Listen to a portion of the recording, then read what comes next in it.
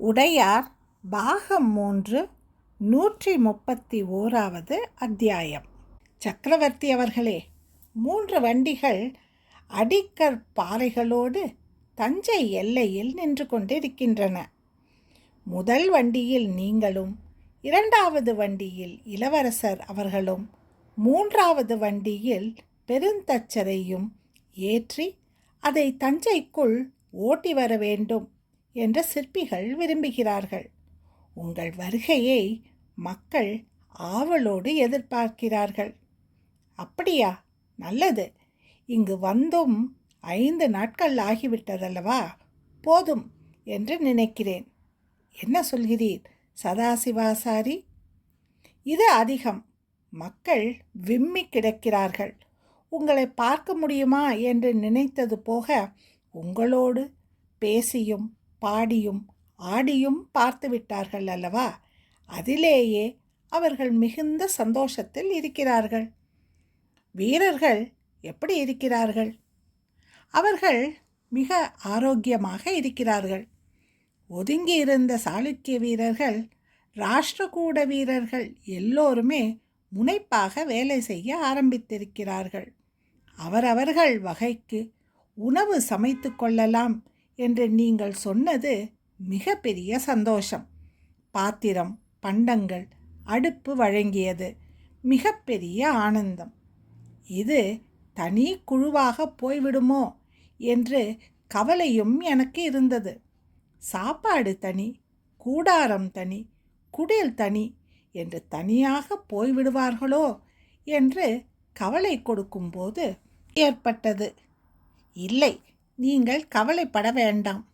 அவ்வப்போது சோழ வீரர்களையும் பாண்டிய வீரர்களையும் போய் குசலம் விசாரிக்க வைத்து விடுவோம். பாண்டிய வீரர்கள் எப்படி இருக்கிறார்கள்?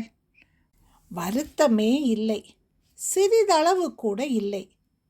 பாண்டிய வீரர்கள் வெள்ளையானவர்கள் என்பது அவர்களுடைய பேச்சிலும் நடவடிக்கையிலும் தெரிந்து கொள்ள முடியும். அவர்களை மதித்தால் போதும். பதிலுக்கு பல மடங்கு மதிப்பார்கள், அன்பாக இருப்பார்கள். வீரபாண்டியன் விஷயம் ஒன்றுதான் அவர்கள் வருந்துகிற விஷயம். அந்த வீரபாண்டியனை கொன்றவரை பழிக்கு பழி வாங்கிவிட்டோம் என்ற எண்ணத்தில் அந்த காயமும் மெல்ல ஆற துவங்கிவிட்டது. தேவார திருவாசகங்கள் சிலது கற்றுக்கொண்டு வந்து இங்கு 4 இளைஞர்கள் நன்றாக பாடுகிறார்கள். திருநீறு அணியாமல் வேலைக்கு பாண்டிய வீரர்கள் வருவதே இல்லை. வைணவ சம்பிரதாயத்தினரும் இருக்கிறார்களே. துளசி செடி நட்டு அனுமான் படம் வரைய சொல்லி கேட்டு அதை பூஜிக்கிறார்கள். ஆனால் திருநீறு கிடைத்தாலும் இட்டுக்கொள்கிறார்கள். அப்படி பெரிய பிரச்சனை என்று எதுவும் இல்லை. வேறு என்ன உதவிகள் வேண்டும்? நிறைய கயிர்கள் வேண்டும். இப்பொழுது இருக்கிற கயிர்கள் போதாது. அங்கே கொடுக்கப்பட்ட கயிர்கள் மறுபடியும் திரும்பி வர வேண்டும். கயிர்களை அவர்களே வைத்துக்கொண்டு எங்களை சங்கடத்தில் ஆழ்த்திவிடப் போகிறார்கள். நார்த்தாமலை கயிறு என்று தனி பின்னல், தனியாக முடிச்சுகளாக இருக்க வேண்டும். அடே அப்பா, நல்ல சிந்தனைகள். கயிறு திரிப்பதை வேறெங்கும் செய்வதை விட இங்குள்ள ஒரு கிராமத்தினரை வைத்து செய்யலாம் என்கிறேன். அவர்கள் சிறிய அளவில் கயிர்கள் முறுக்குகிறார்கள். சக்கரம் சுற்றி தேங்காய் நாரும் கோரை புற்களமாய் வைத்து சுற்றுகிறார்கள். அந்த கயிர்கள் ஒரு தனி நிறத்தில் இருக்கின்றன. நல்லது, செய்து கொள்ளுங்கள். தஞ்சையிலிருந்து இதற்கான ஆட்களை கொண்டு வர ஏற்பாடு செய்ய போகிறேன். செய்து கொள்ளுங்கள். வண்டியின் மீது வெறுமே கற்களை வைக்காமல் பனை துண்டுகளை போட்டால் குறுக்கே கம்பு போட்டு நெம்புவதற்கு, புரட்டி போடுவதற்கு வாகாக இருக்கும். எனவே பல பனை மரங்களை வெட்டி சாய்க்க வேண்டி இருக்கும். அவைகளை துண்டு போடவும் ஆட்கள் அமர்த்தப் போகிறேன். செய்து கொள்ளுங்கள். இடையறாது சமையல் வேலை நடந்து கொண்டிருக்கிறது. கருவேலங்காடுகள் பெருமளவில் அழிக்கப்படும். நல்லது, நடக்கட்டும். கருவேலங்காடுகள் அழிந்தால் விளைநிலமாக மாறுவதற்கு வாய்ப்பு இருக்கிறதே. சக்கரவர்த்தி சொல்ல பலரும் தலையசைத்தார்கள். மேற்கே இருந்தும் கிழக்கே இருந்தும் ஆடுகள் ஓட்டி வர செய்திருக்கிறேன். அவைகள் உணவுக்காக வெட்டப்படுகின்றன. ஆனால் வெட்டப்படும் வேகத்தை பார்த்தால் அந்த ஆடுகள் போதாது என்று தோன்றுகிறது. எனவே தஞ்சையிலிருந்து ஆடுகள் வேண்டும். 96 ஆடுகளாக 96 ஆடுகளாக அனுப்ப ஏற்பாடு செய்கிறேன். மிக்க மகிழ்ச்சி. தேவரடியார்கள் இதற்கு மேல் இங்கு தங்க விருப்பம் இல்லை. எனவே இவர்களை அனுப்பி வைத்துவிட்டு சில நாட்களுக்கு பிறகு மறுபடியும் இன்னொரு குழுவினரை வர செய்து ஆடல் பாடல்கள் நடத்த அனுமதிக்க வேண்டும். அப்படியா? நீ இது பற்றி சாவூர் பரஞ்சோதிக்கு கடிதம் எழுதலாம். என் பெயரை உபயோகப்படுத்தலாம். சாவூர் பரஞ்சோதியை சந்திக்கின்ற போது நானும் இது பற்றி சொல்லிவிடுகிறேன். கடைசியாக கணக்கு எழுத எனக்கு ஆட்களை வெகு நிச்சயம் தேவை. எதை மறந்தாலும் இதை மறந்து விடாதீர்கள். எவ்வளவு சீக்கிரம் அவர்கள் இங்கு வருகிறார்களோ அவ்வளவு சீக்கிரம் எனக்கு சௌகரியம். இல்லையெனில் பிசகாக கணக்கு இருக்கும். எனக்கும் தஞ்சைக்கும் அபிப்பிராய பேதம் ஏற்படும். பெருந்தச்சரின் கோபத்திற்கு நான் ஆளாக விரும்பவில்லை. இதில் கோபப்படுவதற்கு என்ன இருக்கிறது சதாசிவம்? உன் கற்கள் திசை மாறி வேறெங்கேனும் போய்விடுமா அல்லது ஆற்றில் கரைந்து விடுமா?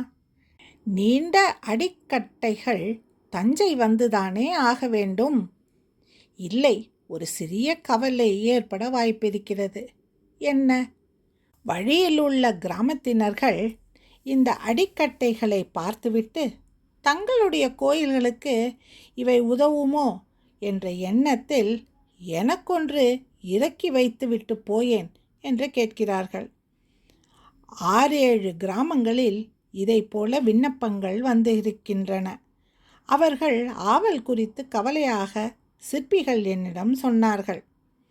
ஒருவேளை 3 தூணில் ஒரு தூணை உருட்டி எடுத்துக்கொண்டால் இரவோடு இரவாக கயிறு போட்டு தோளில் தூக்கி எங்கேனும் புதரில் மறைத்து கொண்டால் சிரமம் அல்லவா?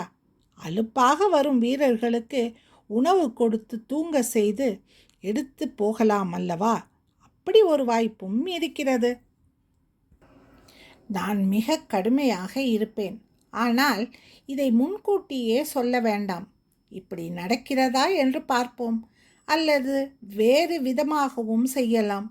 ஒவ்வொரு கிராமமும் 3 தூண்களாக ஓலையை வாங்கி அவரவர்கள் கிராமத்தில் வந்துவிட்டது என்று சொல்லி அங்கிருந்து அந்த ஓலையை அடுத்த கிராமத்தில் கொடுத்து 3ம் வந்து சேர்ந்தன என்று அவர்களும் சொல்லி ஒவ்வொரு கிராமமும் என்ன வாங்கி கொள்கிறது, என்ன அனுப்புகிறது என்பதை தெளிவாக குறித்து கொள்ள வேண்டும் என்று சொல்லிவிடலாம். மிக்க நல்ல யோசனை. சதாசிவம் சிரித்தார். அதாவது என்று சக்கரவர்த்தி ஆரம்பிக்கும் முன் சதாசிவம் உள்ளே புகுந்தார். அதாவது ஒவ்வொரு கிராமமும் அனுப்பப்படுகின்ற கற்களுக்கு பொறுப்பு. தன்னுடைய எல்லையிலிருந்து மறு எல்லைக்கு அந்த கிராமம்தான் கற்களை அனுப்ப வேண்டும். கூடவே வீரர்கள் வருவார்கள். யானைகளும் மாடுகளும் வண்டியை இழுக்கும், முட்டு கொடுத்து தள்ளும். கிராம மக்களும் உதவ வேண்டும். நன்றாக இருக்கிறது நீ சொல்வது. நானும் அதை தான் சொல்ல வந்தேன். போகும்போது பாதை செப்பு நட்டிக் கொள்வதும் அவர்கள் பொறுப்பு. இதை இவர்கள் செய்ய வேண்டும், அவர்கள் செய்ய வேண்டும் என்று எதிர்பார்க்க கூடாது. ஆனால் வெறுமே செய்வார்களா? வந்தியத்தேவர் கவலையோடு கேட்டார். இல்லை, அதற்குண்டான சன்மானம் கொடுத்துவிட வேண்டும். தட்சணைகள் கொடுக்க வேண்டும். அந்த கிராமத்தை சுற்றியுள்ள சில பாறைகளை உடைத்து கற்களாக்கி பள்ளங்களில் போட்டு நிரப்பி மேலே மண் போட்டு தூவி பாதையை கெட்டிப்படுத்தி செம்மைப்படுத்த வேண்டும். செம்மைப்படுத்துவதற்கு கூலி கொடுத்து விடலாம். பொற்காசுகள் கொடுத்தால் போதாது சக்கரவர்த்தி.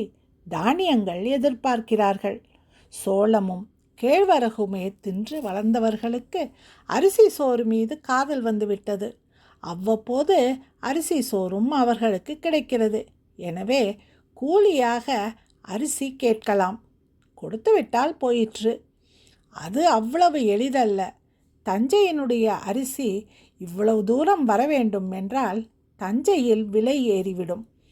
தஞ்சையில் விலை ஏறாதிருக்க வேண்டுமென்றால் என்ன செய்ய வேண்டும்? தொண்டை நாட்டிலிருந்தும் நடுநாட்டிலிருந்தும் திருசீரபுரத்திலிருந்தும் மதுரையிலிருந்தும் தானியங்கள் வர வேண்டும். ஏற்பாடு செய்யலாம். இது மட்டுமல்ல, வேளாளர்களுக்கு சொல்லுங்கள், உற்பத்தி அதிகரிக்க வேண்டும் என்று கட்டளையிடுங்கள். விளைநிலங்கள் அதிகமாக்குவது வேளாளர்கள் கையில் மட்டும் இல்லை, வேறு யார் கையில் இருக்கிறது? காவிரி தாயின் கையிலும் இருக்கிறது. மழை நன்கு பொழிந்து பூமி குளிர காவேரியில் வெள்ளப்பெருக்கு எடுத்து வந்தால் பல கால்வாய்களில் தண்ணீர் நிரம்பி விளைநிலங்கள் அதிகமாகும். ஒருவேளை இந்த முறை மழை பொய்த்து விட்டால் நமக்கு சிரமங்கள் ஏற்படும். மழை பொய்க்காது வந்தியத்தேவரே, மழை நிச்சயம் நன்கு வரும். சதாசிவம், நான் விடை பெறுகிறேன். இன்னும் வேறேதேனும் வேண்டுமா? எனக்கு எதுவும் வேண்டாம் சக்கரவர்த்தி. உங்களுடைய அன்பும் அண்மையும் எனக்கு கிடைத்திருக்கிறதே, அதைவிட பெரும் பேறு வேறு என்ன? சதாசிவம், இங்கு நல்லதொரு வீடு கட்டிக்கொண்டு நீங்கள் பெண்டு பிள்ளைகளோடு இருப்பதற்குண்டான அனுமதியும் உங்களுக்கு தருகிறேன். குழந்தைகளை, உறவினர்களை இங்கே வரவழையுங்கள். உங்களுக்கு அது மனமகிழ்ச்சியை தரும். மன்னரே, என் நன்றியை எப்படி தெரிவிப்பதென்றே தெரியவில்லை. உங்களுக்கு நன்றி. உண்மையில் நான் நன்றி சொல்ல வேண்டும். என்னுடைய நெடுங்கால கனவை என்னால் நிறைவேற்றிக் கொள்ள முடியுமா? நீங்கள் இல்லாது செய்து கொள்ள முடியுமா? நீங்கள் செய்கிறீர்கள் என்பது எவ்வளவு சந்தோஷமாக இருக்கிறது. அடிக்கட்டைகள் வர வர அஸ்திவாரங்கள் மிக சரியாக போடப்பட்டுவிடும். நான் விடை பெறுகிறேன்.